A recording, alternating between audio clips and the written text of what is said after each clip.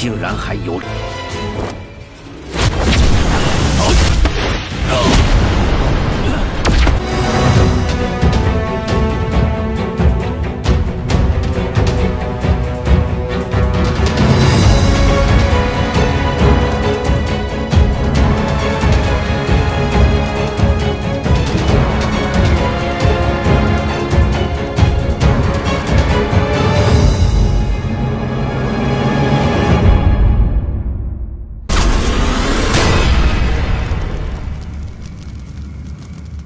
Melanjutkan cerita sebelumnya, ketika serangan Qingyun akan mengenai Xiaoyan, tiba-tiba muncul sosok misterius, sosok aneh menahan serangan Qingyun.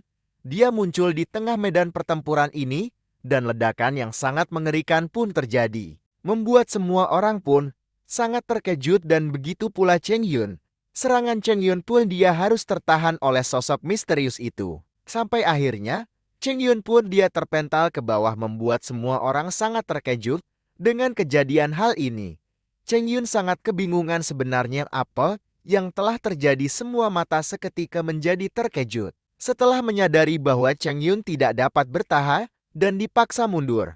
Di sisi lain, Qingyun segera memantapkan tubuhnya, kemudian mengangkat kepala dengan wajah yang dipenuhi, segera menatap tajam ke arah cahaya perak yang berdiri di depan Xiaoyan.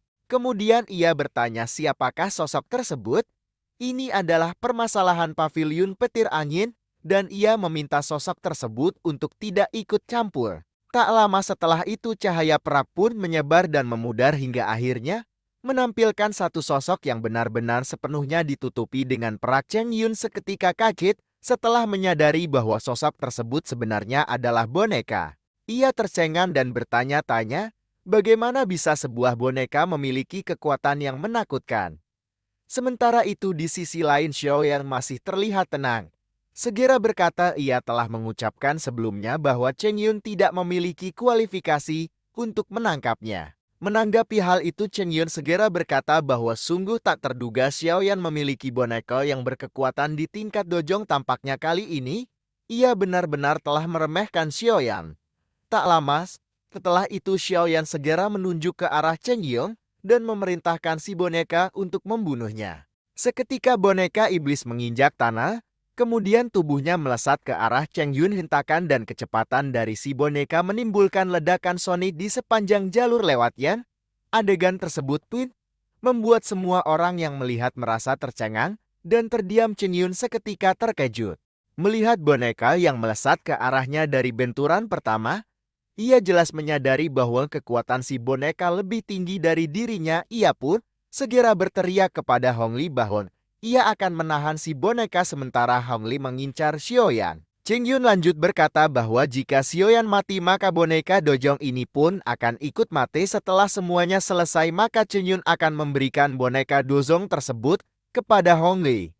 Setelah itu Qingyun pun segera menghindar ketika serangan boneka benar-benar berada di hadapannya. Sementara itu di sisi lain, Hong Li agak sedikit terkejut, segera berpikir, dan keserakahan muncul di benaknya. Dia berpikir dengan kekuatan boneka di tingkat dojo, maka ia akan memiliki kemampuan untuk menguasai kota Tianbi. Hong Li pun segera berteriak dan berkata bahwa ia akan membunuh Xiaoyan demi membalaskan dendam karena Xiaoyan yang telah melukai putranya. Aura membunuh juga melintas di wajah Xiaoyan yang awalnya tanpa ekspresi. Setelah melihat Hong Li yang berjalan dengan senyum buas, Hong Li segera mengeluarkan pedang besar dan bersiap untuk menyerang ke arah Xiaoyan. Menanggapi hal itu seketika doki hijau tua pun segera melonjak dari tubuh Hong Li dan segera melesat ke arah Xiaoyan. Dengan cepat Hong Li pun berada di hadapan Xiaoyan. Kemudian menghempaskan pedangnya membuat semua anggota klan Han terkejut. Namun tiba-tiba sosok Xiaoyan yang tertebas pedang berubah menjadi riak yang berhamburan ke segala arah. Hong Li pun seketika terkejut setelah menyadari bahwa api yang dipisahkan menjadi dua bagian suara tiba-tiba melonjak. Ketika dua jenis api muncul membuat udara sekitar pun menguap. Hong Li seketika terkejut merasakan perubahan yang tak terduga di hadapannya. Sementara Xiaoyan bersiap dengan dua api yang mulai digabungkan, Hong Li benar-benar merasa terkejut dan marah setelah tahan oleh beberapa api di hadapannya. Sementara itu di sisi lain Xiaoyan yang menggabungkan dua jenis api surgawi. Saat ini merupakan satu hal yang sangat mudah karena itu mengandalkan gerakan 3.000 petir yang menyibukkan Hongli di Angry Buddha Lotus Flame 2 berhasil dibentuk oleh Xiaoya. Setelah terbentuknya Angry Buddha Lotus energi yang dipenuhi dengan kekerasan Pu, segera melonjak ke segala arah. Baik kelompok Hanci maupun kelompok Hongli sama-sama mengalami keterkejutan setelah merasakan energi liar yang sangat menakutkan. Melihat hal tersebut, Hanci Pu segera berkata bahwa teknik Do yang ditampilkan Xiaoya benar-benar menakutkan. Jika ia terkena serangan tersebut, maka dapat dipastikan ia akan terluka parah atau meninggal. Sementara itu di sisi sebelahnya Han Tia juga ikut berbicara bahwa sepertinya Xiaoyan telah menunjukkan belas kasihan pada saat ia mengetesnya. Dari penampilan Xiaoyan kali ini, bahkan ia merasa sangat ketakutan harus berhadapan dengan Xiaoyan. Sementara itu di sisi lain Hongli segera memerintahkan semua anggota klan Hong untuk mengelilingi Xiaoyan. Tak lama setelah itu lebih dari 10 orang ahli anggota klan Hong segera mengelilingi Xiaoyan. Mereka pun segera melesat ke arah Xiaoya yang seketika berusaha untuk menghindar. Tak lama setelah itu penggabungan kedua api bumi telah benar-benar selesai dan Xiaoyan mengangkat sudut mulutnya kemudian berbicara kepada Hongli. Xiaoyan berkata, apakah Hongli telah menikmati pengejaran yang telah ia lakukan dari tadi? Jika telah selesai maka saat ini tibalah waktunya bagi Xiaoyan untuk melancarkan serangannya. Seketika Hongli pun terkejut setelah merasakan energi liar yang sangat kuat dari Xiaoyan. Ia pun segera memerintahkan semua pasukannya untuk segera mundur. Menanggapi hal itu, Xiaoyan segera berkata bahwa tindakan melarikan diri dari Hongli sudah terlambat. Xiaoyan segera tersenyum. Lalu tak lama tubuhnya pun segera menghilang. Sementara Angry Buddha Lotus Flame telah dilesatkan, tak lama ledakan pun terjadi dengan gelombang api hijau yang sangat dahsyat menyebar ke segala arah.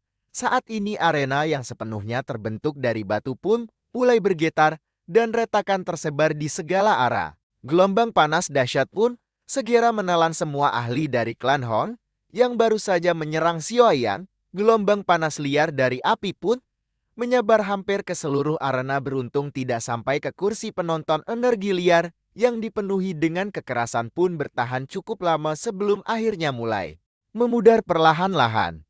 Semua orang dapat melihat setelah kamu benar-benar menghilang, namun mereka terkejut setelah menyadari bahwa apa yang mereka lihat hanyalah lubang akibat dari kekerasan energi liar. Lubang dengan diameter 100 meter membuat mereka semua pun merasakan keterkejutan. Mereka benar-benar tidak menyangka serangan menghancurkan tersebut berasal dari seorang duhuang muda di hadapan mereka.